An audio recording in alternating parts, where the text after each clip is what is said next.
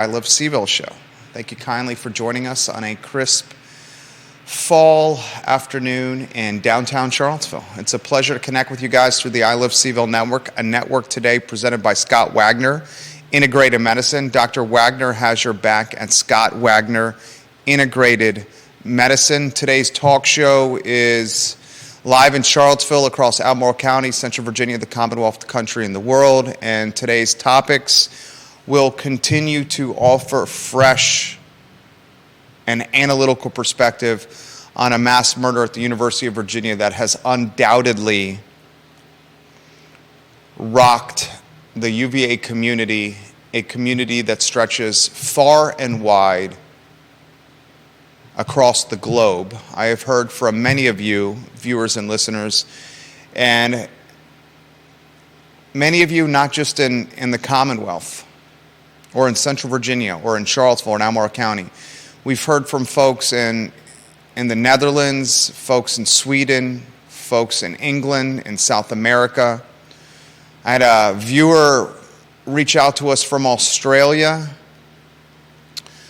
We had viewers reach out to us from India. We had viewers reach out to us from California, from Texas, Oklahoma, Alaska, Canada.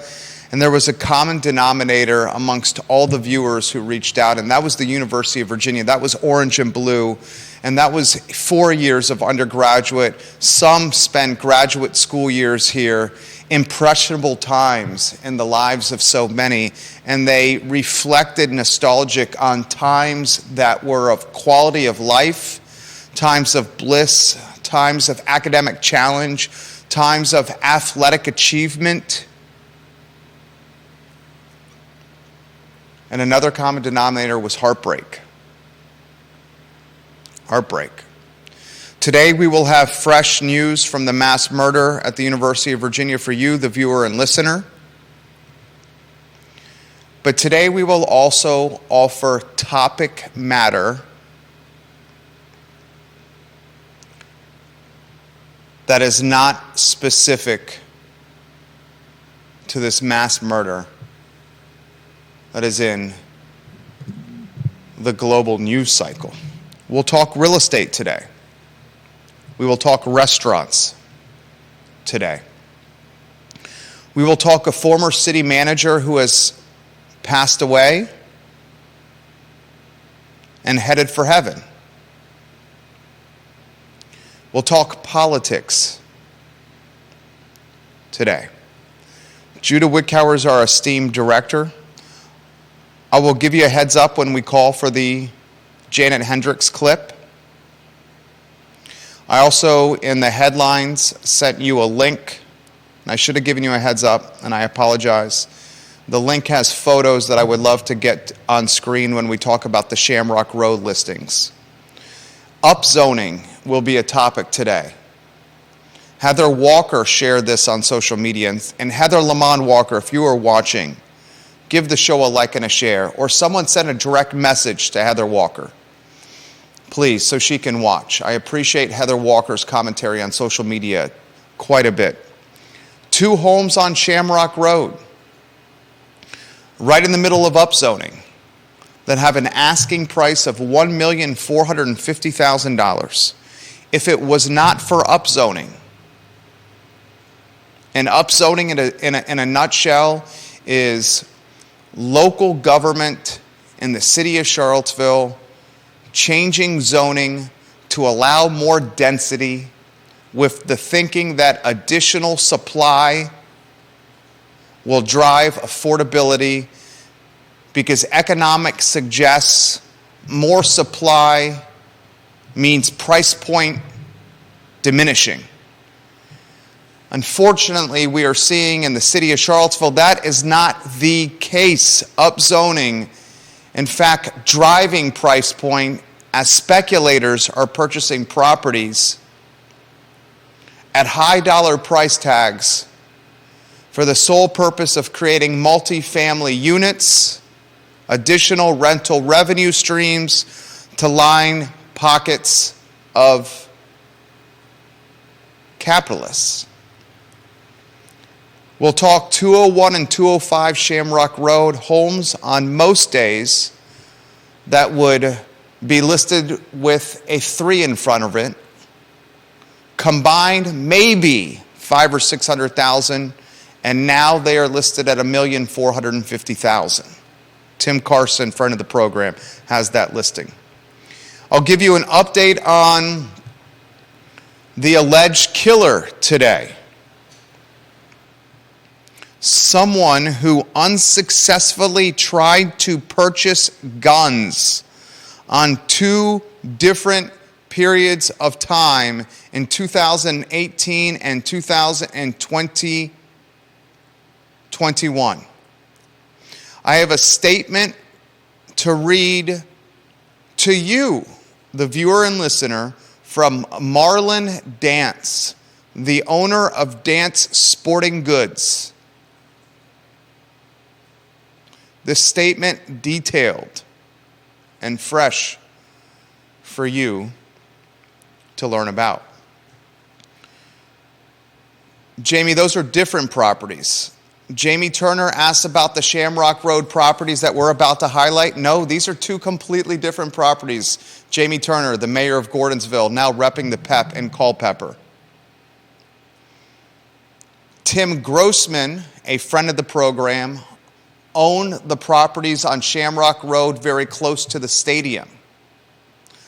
Those properties, Tim Grossman's properties near the stadium, went under contract quickly to an out-of-market investor. Jamie Turner, the properties I'm going to talk about today on Shamrock Road are on the other side of Jefferson Park Avenue. Not the Scott Stadium side, but the Cherry Avenue side, the side close to the railroad tracks. We'll show you photos. Folks who own property along Shamrock Road and in the JPA corridor are sitting on stacks of paper because of this upzoning speculation. And we will explain why and how today. I also have an update for you on Deshaun Perry's family spokesman, who happens to be an attorney. Deshaun Perry, the fallen linebacker, one of 3 University of Virginia students who died on a bus shooting. His family spokesman, an attorney, the same attorney who represented the Parkland school shooting victims. On today's show, we will chitter-chatter Ivy Roadhouse, a restaurant that had promise and potential that is now closed. A restaurant that is now for lease, fully equipped. A sign of the times, undoubtedly. I want to highlight and remember Cole Hendrix, who died earlier this week, by playing a clip from when his wife Janet Hendrix sat across from me right there on the set of the I Love CVille Show. And lastly, ladies and gentlemen, I think it's important to analyze the impact that Donald Trump will have yet again now that Donald Trump has announced he is running for president in 2024. Love him, hate him, whatever it is, you certainly know he's there. And from my standpoint, unfortunately, he has announced another candidacy or another run for president. I want to lead with news that I don't think many know yet. Christopher Darnell Jones Jr., the alleged murderer, a mass murder here at the University of Virginia, tried unsuccessfully to purchase guns in 2018 and 2021. He then purchased a pistol in July and a rifle in February of this year. I'm going to read to you a statement from Marlon Dance, the owner of Dance Sporting Goods. Dance Sporting Goods and its owner is now very much in the news. Colonial Heights, Virginia, Dance Sporting Goods, 570 South Park Boulevard. Here is the statement, which I will read verbatim from Marlon Dance, the owner of Dance Sporting Goods. Quote, "We are saddened to learn of the tragic events that took place in Charlottesville, Virginia on Sunday evening, and our thoughts are with the 3 young men who tragically lost their lives and the 2 students who were wounded in this senseless act of violence. Christopher Darnell Jones Jr. purchased 2 firearms in 2022 from Dance Sporting Goods, a Glock Model 45 9mm pistol with an additional magazine on July 8, 2022, and a Ruger Model AR-556 caliber rifle on February 19, 2022. There was nothing noteworthy about these purchases. Christopher Darnell Jones Jr. attempted to buy a firearm on 2 separate occasions in 2018 and 2021 from Dance Sporting Goods. Neither of the sales transfers, however, were completed. On December 31, 2018, Jones attempted to purchase a handgun and was under the age of 21. And on July 8, 2021, he attempted to purchase a S&W model MP15-22 caliber rifle but failed the background check. Jones did not receive either of the firearms he attempted to purchase, and both attempted purchases were forwarded to the Virginia State Police for further action. We will continue to assist law enforcement as they attempt to make sense of this terrible tragedy, and we pray for the victims of this tragedy. Signed, Marlon Dance, owner of Dance Sporting Goods.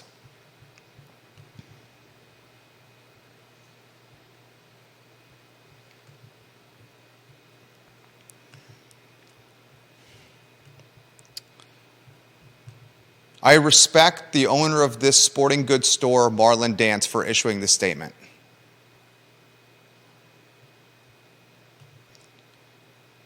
I respect a small business owner showing transparency during times of difficulty, because that's not easy to do. And Marlon Dance is doing that. I respect Marlon Dance, the owner of Dance's Sporting Goods, clearly showing or actualizing strict methodologies when customers are trying to purchase weapons. In December of 2018, an underage Christopher Darnell Jones Jr. tried to buy a handgun. In July 2021, Darnell Jones tried to purchase a rifle but failed the background check. I bring these newsworthy talking points to your attention for a number of reasons.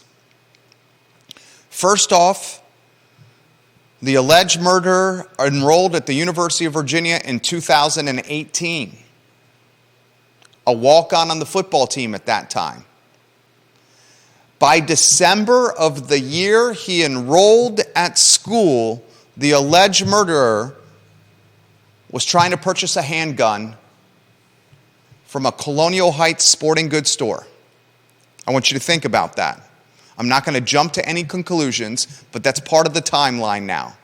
He enrolled in the school in 2018. Football players get there before students do. So that's probably in early August. By December of the first semester that he enrolled at the University of Virginia, the alleged murderer is trying to buy a gun from a Colonial Heights sporting goods store. I am not going to jump to conclusions of why he tried to buy a gun. I find it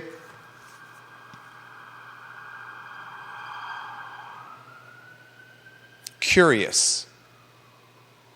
I think that's a fair word. Curious. A few months after enrolling, he's trying to buy a gun. I find it curious. In July of 2021, he tried to buy a rifle, but he failed the background check. Scott Aaronworth, if you're watching, I'm curious of this. Any attorneys, if you're watching, I do not know this answer. I'm counting on you for this. Early of last year, he was charged and convicted with a concealed weapon conviction. Scott, is that enough to fail the background check of trying to purchase a rifle in July of 2021? Is that why he likely failed the background check?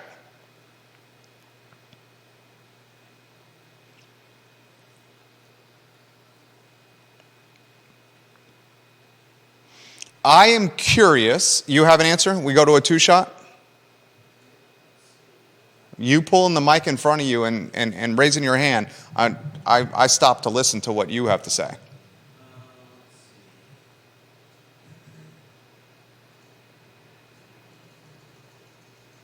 So you're asking about why he failed to secure guns at one point. I have read that. No, I'm asking specifically this.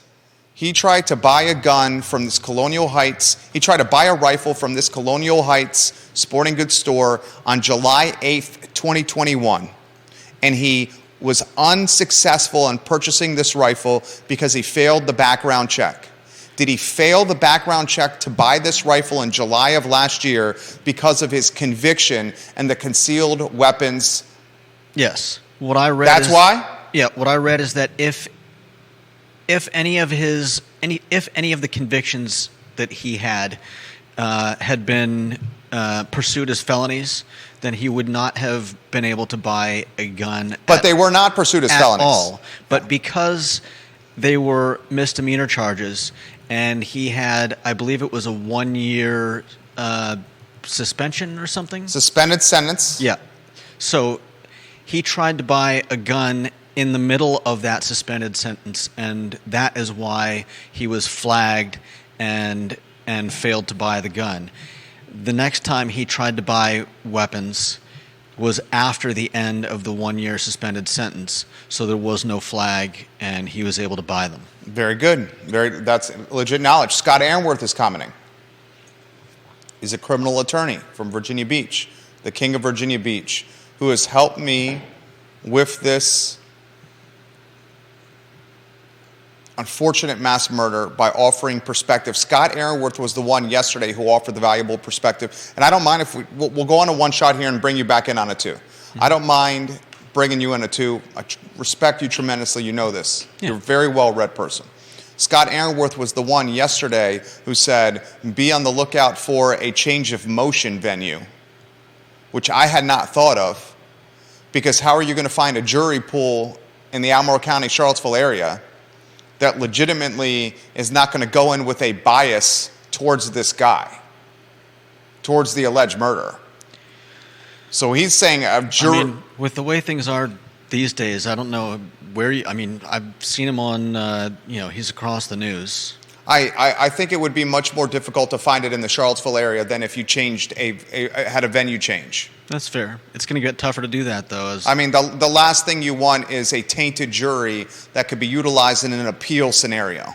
Right. Now, he has this comment, Scott Aaronworth, the criminal attorney, about the background check. He says this: you can still possess a gun even though you have a concealed weapons conviction. That would not prevent them from selling the alleged murderer a rifle.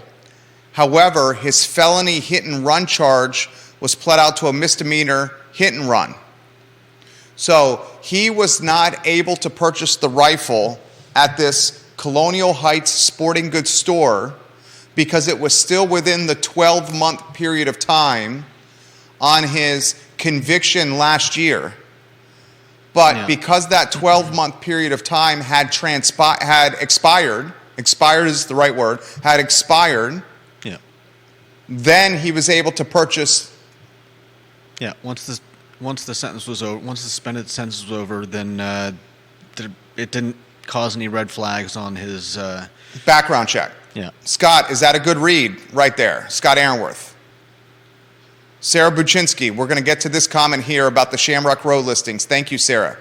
Jamie Turner, I'm going to tag you in a post, Jamie Turner, from Sarah Hill Buczynski, a talented realtor, about the Shamrock Road listings from our friend Tim Grossman. Scott, is that a good read here, what Judah's dropping over here? I believe Judah's dropping some knowledge here.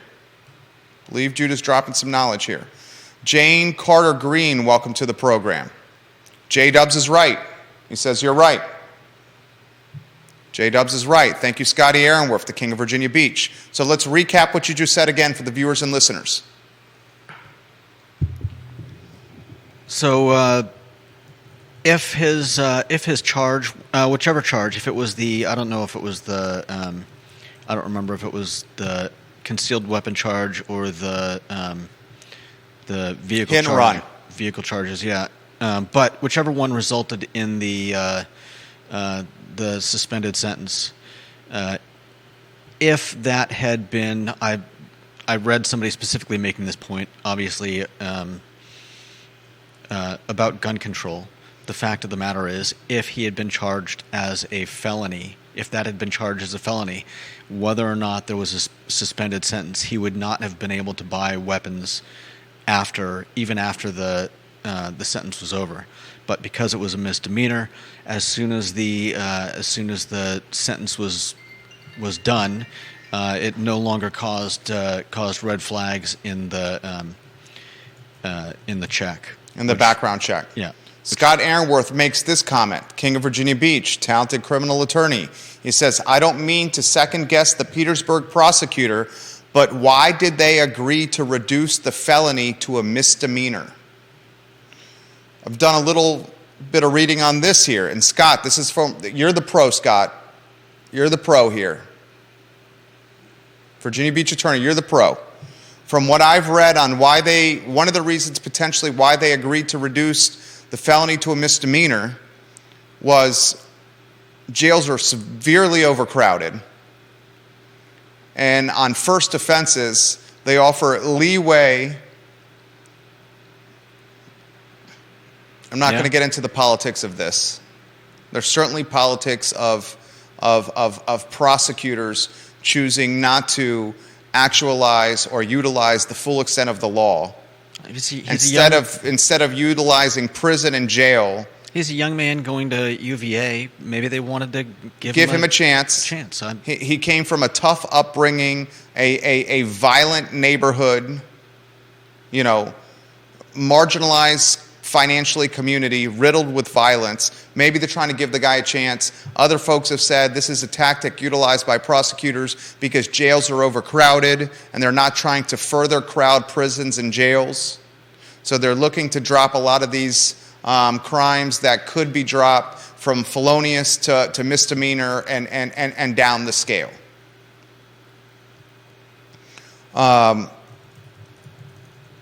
But Scott, we listen to you on this topic, sir. And he says, let's talk reality. Getting a gun on the streets is much easier than getting a Taylor Swift ticket to her new tour. Yeah, the Taylor Swift tickets are very difficult to get.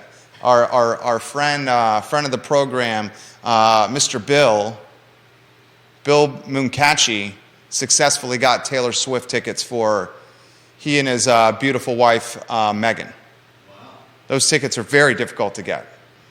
You get a gun on the street, you have a much better chance of doing that than going to see the swiftest of the Taylors in concert.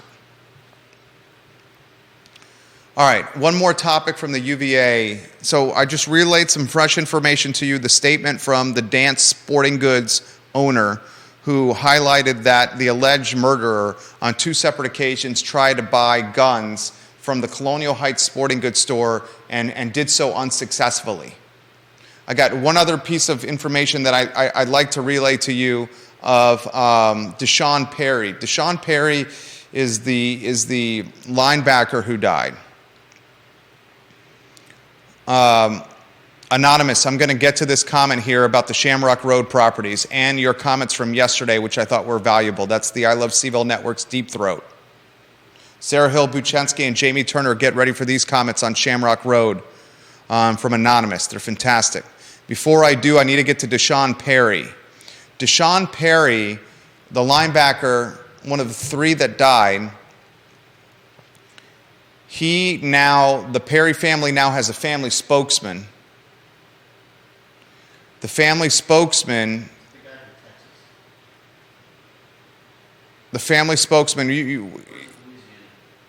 we can look into that. The family lawyer is Michael Haggard, if you want to look into that. Michael Haggard, Haggard, Michael Haggard. Michael Haggard has a direct tie to the Deshaun Perry family.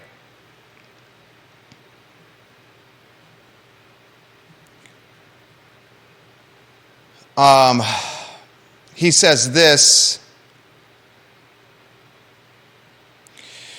at a press conference. He's a personal friend of the Perry family. Michael Haggard, the attorney, his son played football with Deshaun Perry in Florida at Gulliver Prep in Florida, Judah. The attorney and spokesman, Michael Haggard, called Deshaun Perry a tremendous light. It's extremely important to highlight this. The Deshaun Perry family spokesman, who's an attorney, he represented the families in the Parkland school shooting. So not only is the spokesman for this family super tight with the family, not only is this spokesman, the son of the spokesman, played football in high school in Florida at Gulliver Prep with Deshaun Perry, but the spokesman, the attorney, also represented the families in the Parkland school shooting mass murder.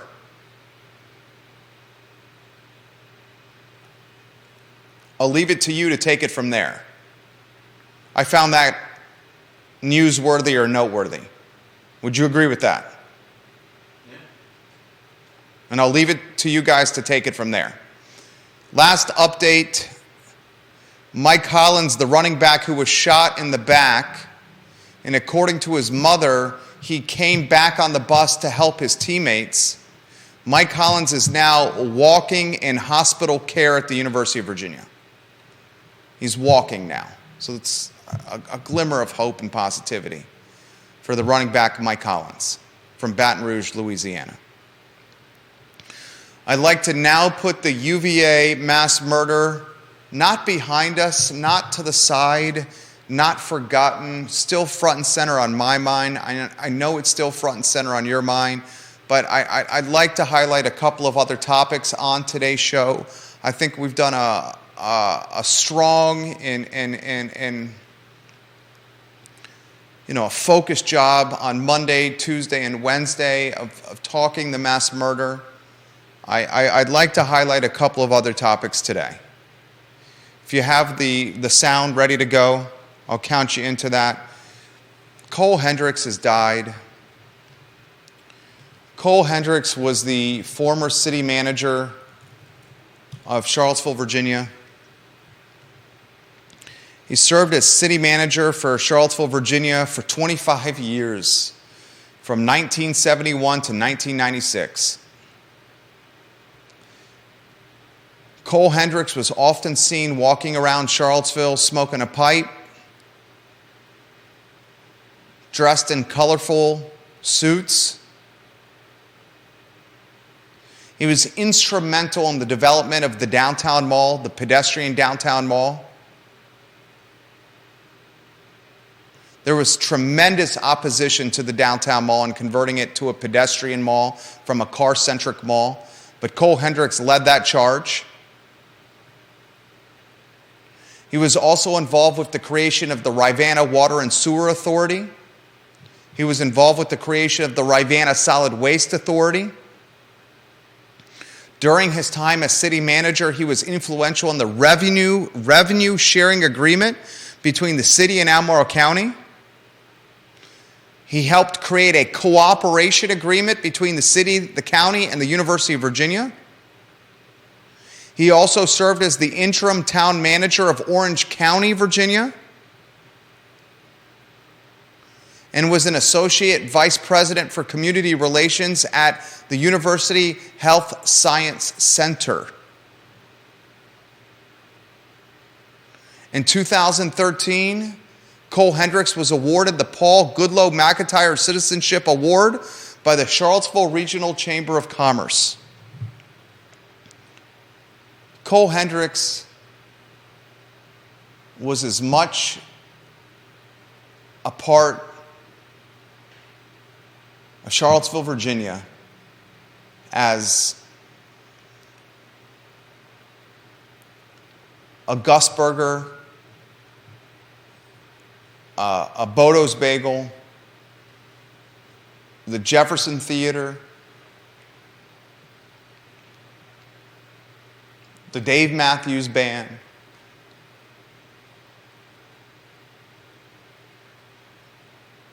John Castine. When you think Charlottesville, there's a certain generation that's still alive on this planet. They think Cole Hendrix. I had the true fortune of spending an hour plus with Cole Hendrix's wife, Janet, on this show. Former Charlottesville Mayor David Toscano, and join us in that interview.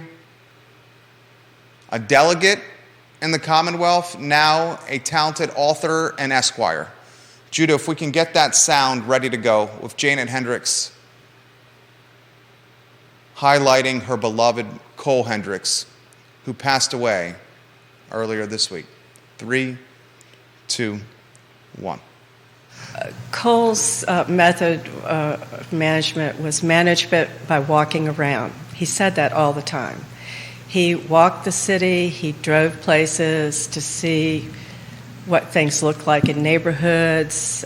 If the trees were hanging too low, did they need to be trimmed back? Did he need to get public works out? But he was a humble man. He was not an out front guy. Wouldn't you agree? I definitely would agree. Harry Truman once said, you can get a lot done if you don't care who gets the credit. That's right. He was a master at that because you would go into a budget session, and as counselor here or counselor there was trying to find a little extra money for this program or that program.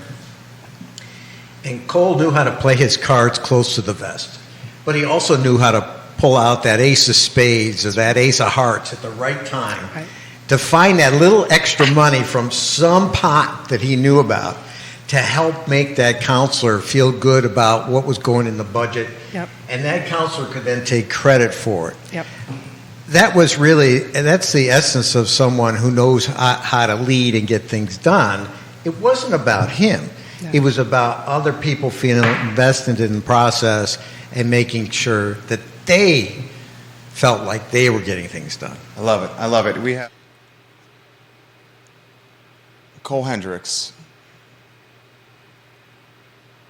Rest in peace.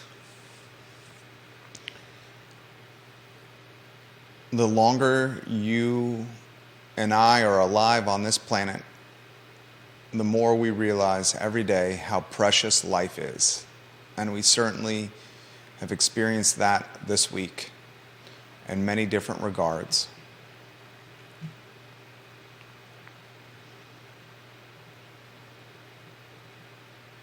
Tell someone you love them today, someone you otherwise wouldn't say it to.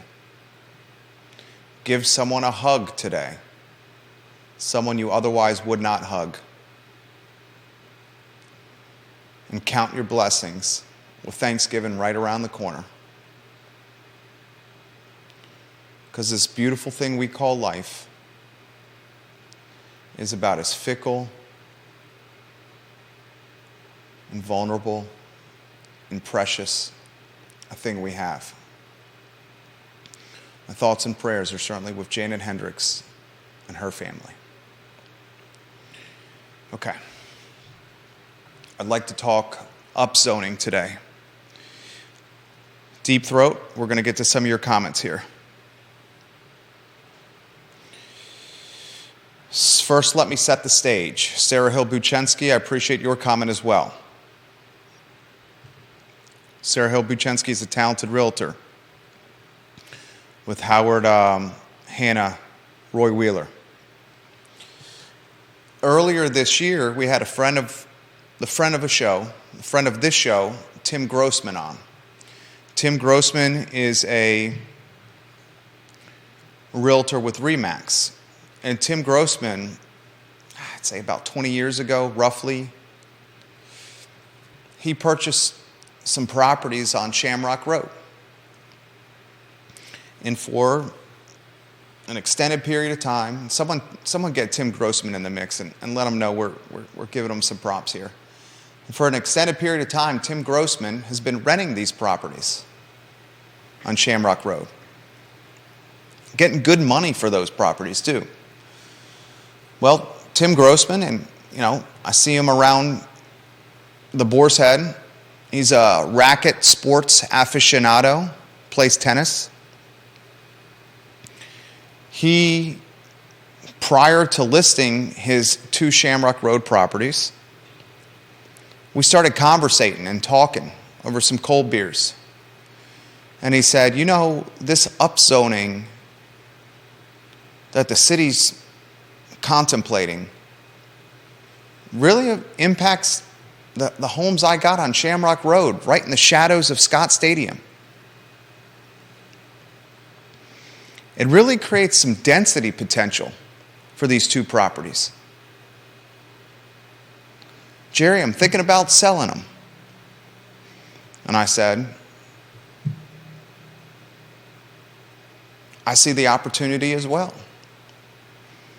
And I think you're going to have a lot of different suitors for your property.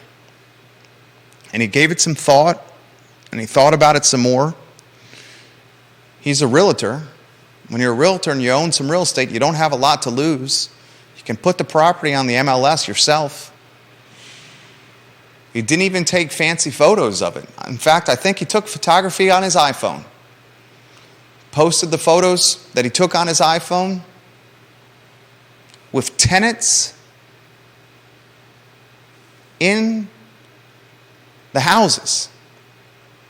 Some of the photos showed the rehabilitation that the properties needed. And I'll leave it at that, rehabilitation. Were they in great shape? No, they were not. But what the properties had going for them was the upzoning potential. He listed the properties, and very quickly, suitors and speculators started chomping at the bit. And eventually, these 2 Shamrock Road properties, which were on the Scott Stadium side of Jefferson Park Avenue, went under contract and closed.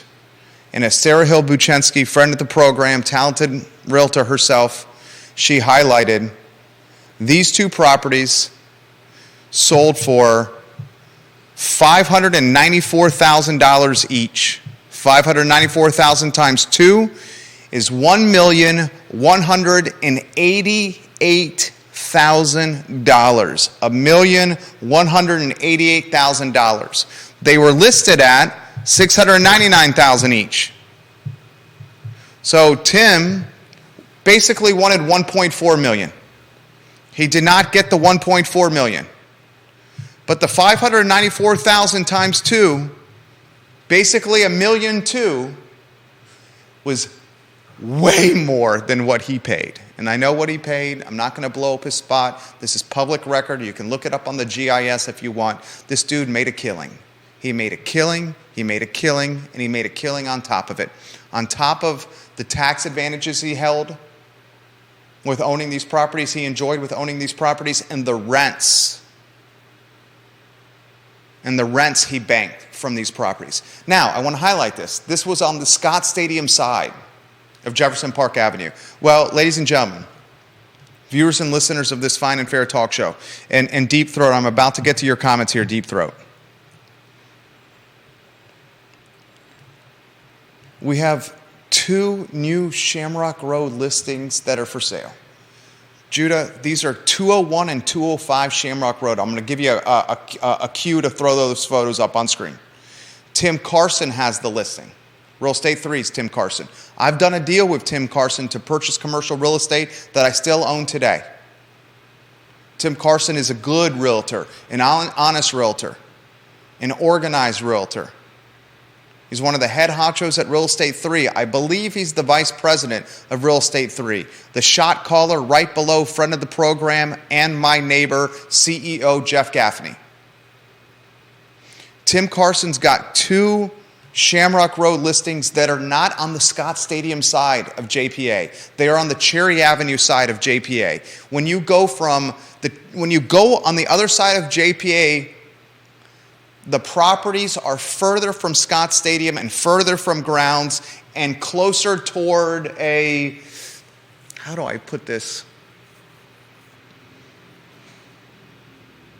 Closer to a locals centered portion of the city and further from a student centered part of the city. That's fair. These 2 properties are listed, and I'll give you the addresses so you can find them online. 201 Shamrock Road and 205 Shamrock Road. I'll read the copy from the listing that Tim Carson has. Judah, you can put the 2 photos on screen. Is it the first 2 ones that you have? Okay. Rotate those through if you could. They're both aerial ones. Is the second pic just a picture of one house? Yeah, the side. Okay. So the first one's the main one because it shows both of them, right? These properties are close to the railroad tracks. There's a railroad that runs on that part of Shamrock Road, on the other side of Jefferson Park Avenue, very close to the railroad tracks. The asking price is $1,450,000 for these properties. I will say, and I'll leave you to take it from there, these properties need rehabilitation. I'm not going to throw shade anywhere. They need rehabilitation and TLC, and I'll leave it at that. I'll read the copy from the listing. Tim Carson's got the listing. He's an associate broker at Real Estate 3. Don't miss these 2 city homes currently used as duplexes. 4 units total with over an acre of land, located in the city of Charlottesville near the University of Virginia, located only a few minute walks to UVA bus line and a 10-minute walk to the football stadium. Perfect opportunity to build more bedrooms and apartments. Current zoning suggests a possibility of 4 to 6 duplex units, or change the zoning to R3 for 22 to 44 units. Of course, that's subject to city approval. Tim Carson says there are not many parcels of land over an acre available in the city currently, and the homes must be sold together. He also says the rental units are grossly under-rented. These houses were built in 1935, Judah. 1935.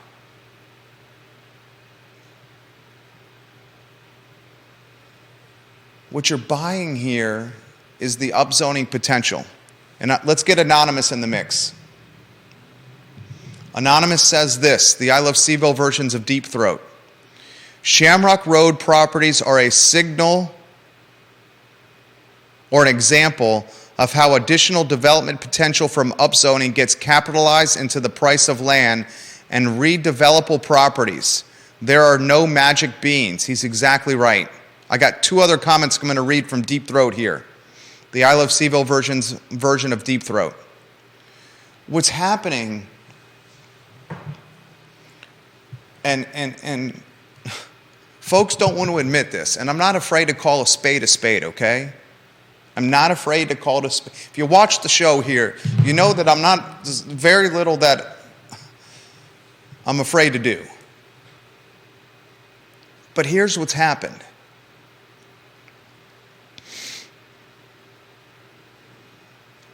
You got a small minority that's loud and organized on social media. And this small minority is using social media as a megaphone to persuade, influence city council to push upzoning through. And the foundation of their argument is upzoning will create more density in a 10.2 square mile city that's restricted from a development standpoint. There's no more land really to develop here in the city of Charlottesville. 10.2 square miles, super restricted. So the concept is, let's take the current real estate we have. 53% of the city of Charlottesville, 53% of the city of Charlottesville is zoned R1. And in R1 zoning is single family detached. And the concept is let's upzone a lot of the city. And let's do it in strategic areas of the city. A good example is around the University of Virginia. And if we can create more density in strategic areas around the city, like the University of Virginia, then this additional density should help alleviate increased price points. And one of the reasons we have an affordability issue, and I agree with this, one of the reasons we have an affordability issue in the city of Charlottesville is because we don't have enough housing stock. The housing stock is limited. And of course the housing stock is limited. The city is small. It's only 10.2 square miles. So there's only a certain amount of rooftops. And Anonymous, I'm going to get to what you sent me yesterday that I thought was damn good. So this small vocal minority that's using social media as a megaphone to sway and influence city council is pushing upzoning through. And the entire premise of their argument is the additional density will drive price points downward because the housing inventory will go upward. There will be more rooftops, more bedrooms, more doors. Instead, what is happening is this, at least in the short term. The long term is to be determined. In the short term, what is happening, Tim Grossman's listing is a perfect example. You're getting homes that maybe would command a $300,000, maybe a $350,000 price tag. Homes that combined should be selling for $700,000, maybe $700,000. They're selling instead for $1.2 million. You got homes on the other side of Jefferson Park Avenue by the railroad tracks that have an asking price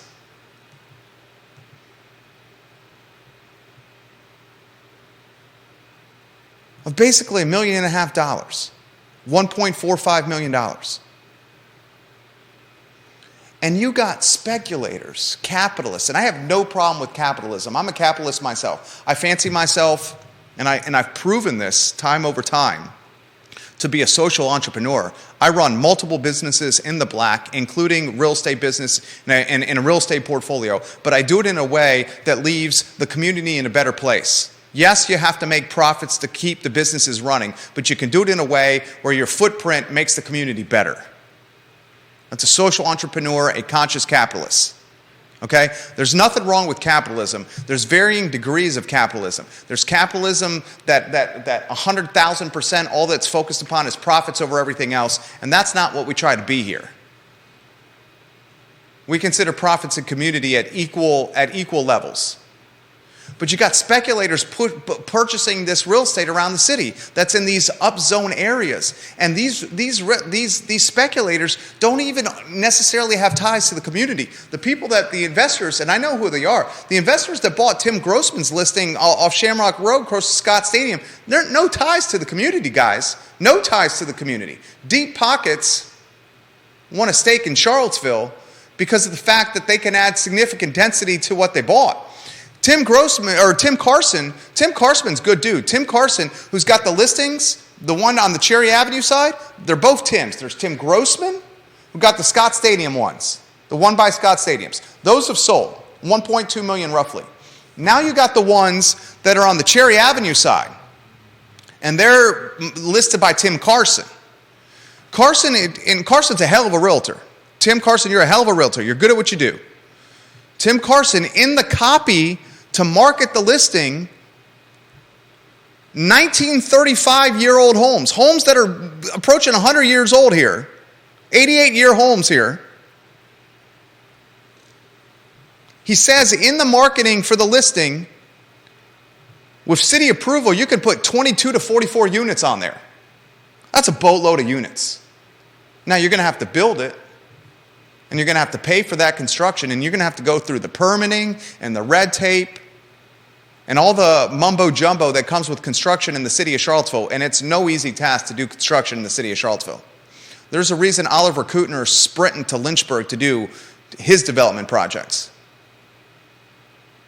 No easy task doing construction and development in the city of Charlottesville. Just ask Keith Woodard, who walked away from $1.2 million of underground infrastructure when he was trying to do the Water Street development that was going to be the home for the farmers market. He said, to hell with the $1.2 million I've already spent in underground infrastructure. I'm not dealing with this city anymore. That's literally what happened. So I ask you this question, and I'll leave it to you, the viewer and listener, to figure this out on your own. Is the upzoning that's being championed by a loud, vocal minority truly driving affordability in a 10.2 square mile landlocked city? Or is the upzoning being capitalized by deep-pocketed investors that see the potential for dramatic increases in rent roll potential?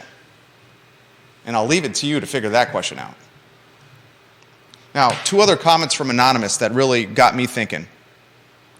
These comments from Anonymous, the I Love CVille Network's version of Deep Throat, are real estate related, and these are damn good. Anonymous, you make the program better. Since you've started sending me DMs, dude, the show is better. I sincerely mean that, better. He says this. This is fascinating. And Anonymous has given me the green light to say that he works in finance. I just used a pronoun. I'm not supposed to use a pronoun. All right. I used a pro. He. Anonymous is a he. All right. He works in finance. This is what he DM'd me yesterday. What Anonymous DM'd me yesterday. I checked the top 10 houses in the city of Charlottesville by assessments, Jerry. The top 10 houses, the median is $3.1 million for the top 10. The mean is $3.5 million for the top 10. And that includes homes number 1 and 2 that are owned by billionaires. He knows who they are. I know who they are. I see one often, and another one has come on the show multiple times. For the sake of privacy at that level of wealth, I'm not going to utilize the names of the people that own the 2 most expensive homes in Charlottesville, okay? Too much respect for these guys. But homes number 1 and 2 in the city of Charlottesville are legitimately owned by basically billionaires.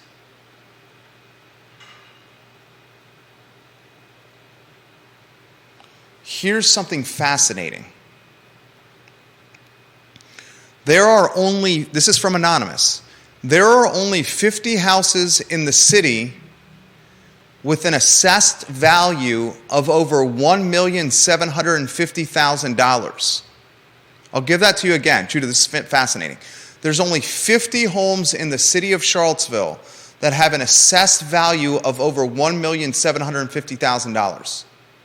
Anonymous says, this is Anonymous talking here, there's just no high-end inventory in the city. Albemarle County is a different story. Anonymous also says this: all the New York City finance refugees. These are Manhattan financiers that have transplanted to Charlottesville because they can either work hybridly or remotely or have retired. He says, all the New York City finance refugees I know live in either Farmington, Ednam, Keswick, or on beautiful farmettes out west of town or in the Keswick area. Anonymous then does a little, what's the word? When you use the humor where you're kind of knocking yourself down? Self-deprecating. He used a little self-deprecating humor. He says, I'm the chump in the city being governed by the virtue signaling Charlottesville leadership. 50 houses in the city of Charlottesville with an assessment of over $1,750,000. If you look at the top 10 houses in the city of Charlottesville, the mean is $3.5 million and the median is $3.1 million, and the top two are owned by legitimate billionaires. Anonymous, you've made the program better since you've started commenting. And you have my word as a man and father and husband that I will respect your anonymity until the grave. I promise you. All right, last topic, and then I'm going to get to the comments. And there's a lot of comments coming in. Kevin Yancey, I'm going to get to your comments. Sarah Hill-Buchensky, I'm going to get to your comments. Put your comments in the feed if you want to respond to this. Scotty Aaronworth, I'll get to your comments. Put the comments in the feed. We'll aggregate them and get them on there. Bill McChesney, Chad Wood, I'll get to all these comments here. A lot of comments coming in here. Last topic before I get to the comments. Or two more topics, excuse me. Ivy Roadhouse is now closed. It closed a short time ago, unfortunately. I thought Ivy Roadhouse, frankly, was going to do well in the Ivy-Crozet area because there's not a lot of restaurant options out there. However, Ivy Roadhouse is now closed. Ivy Roadhouse is now also for lease. Friend of the program, Stu Rifkin, is marketing and leasing the property. Ivy Roadhouse is almost 4,000 square feet. It's being leased as a fully equipped restaurant, fully equipped. The copy says in immaculate condition, outdoor seating, below market rate, and a great landlord, a spacious kitchen. The asking price is $7,000 a month rent. Ivy Roadhouse now closed, 4,000 square feet roughly, asking price $7,000 a month in rent. It's being leased with a fully equipped, spacious kitchen, immaculate shape, outdoor seating, and a below-market rental rate, according to the listing agent, Stu Rifkin. Stu is a straightforward, a straight shooter, and a guy that I've done business with. And Stu also says, highlight that the landlord is fantastic. Stu Rifkin is a stand-up guy. I have done deals with Stu. He is a stand-up guy. Heck, his son, Joey, filled in for J-Dubs while J-Dubs was basking in the Nag's Head sunshine, working on his tan, his surfing skills, and his creation of sandcastles with his family. You guys went to Nag's Head, right? Did you do any of that stuff? Can we go on a two-shot and get you in the mix? Did you work on did you get some suntan? You tan, don't you? Did you build some sandcastles? Did you do some surfing? I don't remember building too many sandcastles. Do any surfing? No, I wish. Did you work on your suntan? The one time I went surfing was, I think we went out there one year and it basically rained the entire time we were there. Did you work on your suntan? A little bit. Okay. Did you have a good time? Yeah. You did go to Nag's Head, right? The Outer Banks? Did you go to Duck? Yeah, we drove through Duck quite a few times. Where did you go? We go to Corolla. Oh, Corolla. Okay. You drive on the beach to get to the house? No, thank goodness. I like driving on the beach. Got to let the air out of the tires. Yeah, it can be risky. Why? You're saying the vehicle getting washed away in the ocean or getting stuck on the beach? Both. I want to bring you in the mix. Donald Trump announced, and we haven't highlighted this because of other items in the news cycle. And a lot of aspect of Trump infuriates me. Donald Trump highlighted that he's running for president earlier this week. We'll close on this before we get to the viewers' comments on the show. You love him or you hate him, you absolutely know he's there. One of the most divisive individuals in America today. Running for president for, I don't think, the best interest of the country, maybe the best interest for him and his legal scenarios, and I'll leave it at that. I don't want to get into the politics of this. I want to talk about the influence and the impact of Donald Trump running for president. I think the influence and the impact undoubtedly is going to be felt at the polls. I think you're going to see the Democratic Party undoubtedly charged and full of momentum because Donald Trump is running for president. Yeah. Folks that otherwise may not have voted or were on the cusp of voting will be voting now.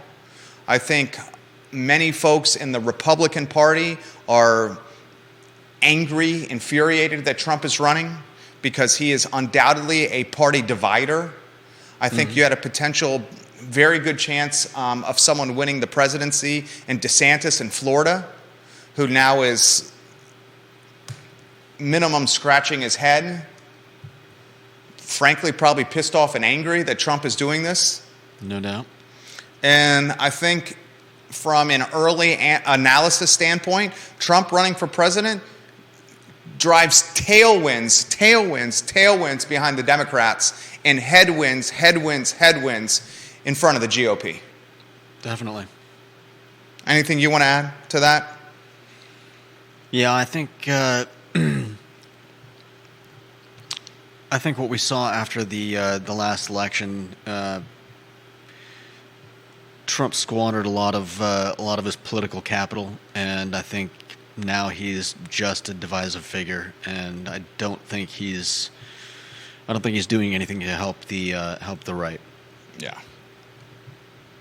This is about him. Yeah. What's the word you use with him? Is it you that uses the word megalomaniac? I don't think I've used that before. But I do wish somebody would stand by him and slap the phone out of his hand anytime he reaches for Twitter. Although I guess he can't anymore, can he? Well, Musk owns it now. Yeah. Musk a businessman. I haven't heard anything about... Musk certainly a Republican. Yeah. But and Musk knows that Trump drives Twitter traffic that Musk can then monetize. No doubt. And Twitter was hemorrhaging $4 million a day. And Musk is going to do his best to try to monetize that business and keep it from bankruptcy, which he said is a possibility. But I haven't heard anything about Trump getting his account reinstated, so they're moving pretty slowly, if at all. I'll get to comments here. Scott Aaronworth says it feels like he will lose the nomination. He will run as a third-party candidate and take his supporters with him. I think that's going to happen as well, Scott Aaronworth. I think he's going to lose the GOP nomination, and then you're going to see Trump running in 2024 as a third-party candidate, and there is a lot of Trump supporters in this country who will vote for him, which will splinter DeSantis' base, which will then drive momentum in case Joe Biden and his $12 waffle cones want to run again. And that is a scary proposition, having another 4 years of Joe Biden. Yeah. And $12 waffle cones. And I'll leave it at that. Scott also thinks the University of Virginia is about to get sued. I hate to say this because I bleed orange and blue. My dad went to UVA. I went to UVA. My brother went to UVA. I would love if my 4.5-year-old it's got some time went to UVA, and our son that is due on Tuesday would love if he went to UVA. No pressure, boys. You can do whatever you want, I promise. I hate to say this, but I think the University of Virginia is going to get sued as well. I definitely wouldn't be surprised. Yeah. If nothing else, for moving so sluggishly on the information that they learned about the alleged the- killer. Yeah, Yeah. So slow. So slow. yeah. And University of Virginia should pay the piper. Pay the piper. Kevin Yancey, the King of Waynesboro. It's close to the tracks, the Shamrock Row listings. They are more student-centered than local center. Just across the tracks are apartments full of students. I lived in that area myself, Kevin Yancey, and I lived in that area as a student of the University of Virginia and also looked at purchasing property in that area myself. Students do not want to live on that side of the Jefferson Park Avenue. They do not want to live. They look there last. I understand it's close, but that side of JPA is not the side the students want to live on. He also highlights that Ivy Roadhouse had zero curb appeal and no landscaping, and that Trump's influence has vastly diminished and the GOP is running from him. Yeah. I think the GOP is running from him as well. I think anyone watching the program must understand that Trump running is going to help the Democrats win the White House in 2024. $12 waffle cones. Jeez Louise. Are you ready for that? Judah Wickower. You know, I put less I put less on Biden than I think a lot of people do because I have seen. All they would have to do is keep Biden in the basement. Keep Biden out of the public eye. And just run on the Biden brand. The Biden brand would be enough to beat a splintered GOP. Because DeSantis was counting on Trump's supporters to vote for him. Yeah. A DeSantis Youngkin ticket, and I'm not saying Youngkin would have been the guy. Knowing Youngkin, he wants to be the number one. I'm not sure Youngkin is accustomed to being a number two. But a DeSantis Youngkin ticket legitimately could have won the White House. They'd have a chance, yeah. They'd have a really good chance to win the White House. Yeah, but not with the party split. Not with the party split like this. Chad Wood says there's a memorial 3:30 Saturday at the John Paul Jones Arena. Thank you, Chad Wood, for highlighting that. Sarah Hill Buchensky offered very much positive perspective on friend of the program, Tim Grossman's listings. Tim Grossman closed basically a $1.2 million deal on Shamrock Road. I see him weekly, often. Sarah, you made the program better. She also says the reality is both parties are largely the same at this point. How do you characterize both parties? Caricatures of their former selves? Anyone wonder what happened to the Ronald Reagan and John F. Kennedy, Republican and Democrats? I certainly do.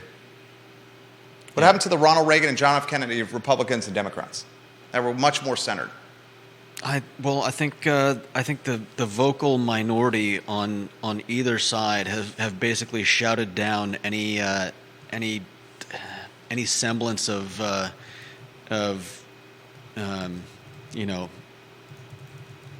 unity of not unity, but crossing the aisle to get things done. It doesn't even. You're right. You can't even do it anymore.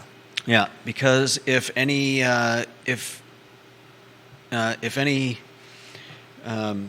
politician even suggests making inroads to the other side, if they suggest Perfect example of this, and I don't mean to interrupt you, is Denver Riggleman. Yeah. Denver Riggleman, a rising star in the GOP. I am a huge fan of Denver Riggleman. Yeah, I'm a huge fan of him as well. Huge fan of Denver Riggleman. The congressman, the small business owner, a man of common sense. Denver Riggleman officiates a same-sex wedding, and Denver Riggleman becomes blackballed by the GOP. Yeah. Persona non grata. And now we have Bob Good. Yep. Who basically appears to own a lot of the Commonwealth GOP. Yeah, and it's the same on the left as it is on the right. Anybody suggesting compromise or finding common ground is basically kicked out, like what happened to Riggleman. They'll find a way to move you out of your seat out of the limelight, and you just end up with caricatures. Yeah, it's caricature of your Far right, far left, and they're caricatures of their former selves. And you know what they remind me of? I apologize for interrupting. Please go finish ahead. your thought. No, please finish your thought. I shouldn't do that. I was just saying that every time it happens, we get further and further away from any type of compromise in any bill, any situation, there's just no reaching across the aisle. There's no working things out. It's whatever they say is wrong, which is a horrible way to govern. It reminds me of, when you go to like a tourist destination and or a theme park, like a Busch Gardens or a King's Dominion or a Six Flags, and there's the artist that takes your profile or your picture and turns it into like a cartoon. Yeah. Caricature. That's what we have now. Yeah. We have... Pretty much. We have one who's slurping $12 waffle cones, saying that inflation's not a problem, who's tripping down the stairs, getting off Air Force One, can't put his jacket on, is getting lost around the podium, highlighting people in press conferences that have been dead for months. And then we have another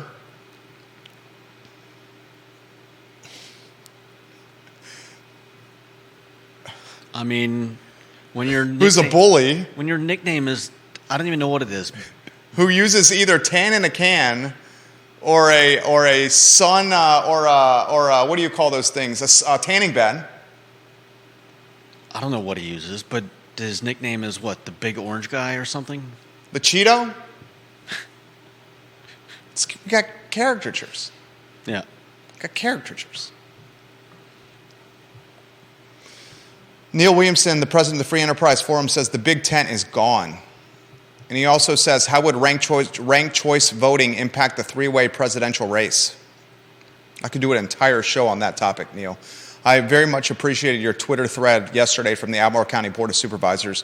It seems like ranked choice voting will not be a reality in the 2023 Albemarle County Board of Supervisors race. Neil, thank you for your attention and coverage of important local elections that we are all very passionate about. Todd Raff, the owner of Blue Toad Hard Cider, says Trump is Perot, DeSantis is George H. Bush, Biden is Clinton, Trump goes independent to ruffle feathers. There you go. Todd Raff, a land use guy and craft beverage enthusiast and an all-around A-plus person. Bill McChesney says, the two listings that I highlighted on Shamrock Road on the other side of Jefferson Park Avenue, remember the asking price is $1,450,000. Those two houses have a property value, assessed value on the GIS of $649,700. The asking price, Judah, is $1,450,000, and the assessed GIS value is $649,000. Upzoning. Future land use map. Crazy. Anything else you want to highlight? No.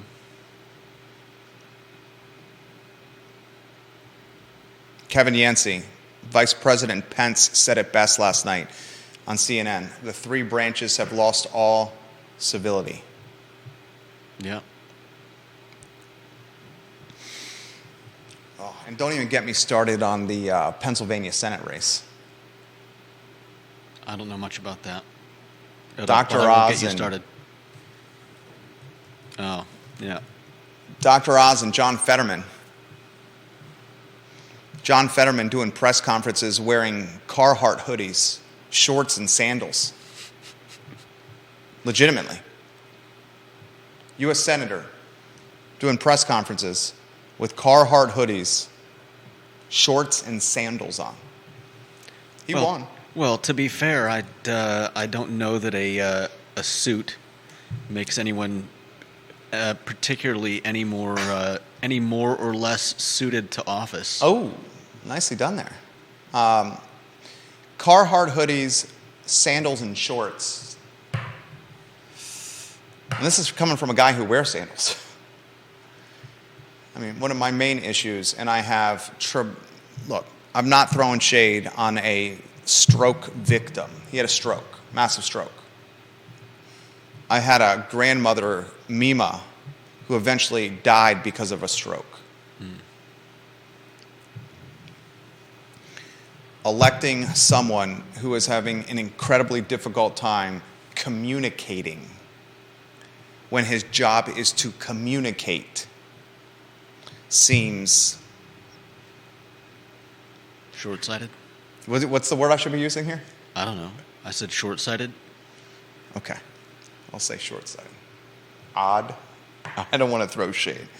All right, he's Judah Wickower. I'm Jerry Miller. This is the Thursday edition of the I Love CVille Show. You guys have a good afternoon, and please hug someone you normally do not hug and say I love you to somebody that you normally do not say I love you to. Today and this week, we saw the passing of Cole Hendrix, former city manager of Charlottesville, and 3 young men with promising potential. Hug someone you don't normally hug and say I love you to someone you don't normally say I love you to. Have a good afternoon.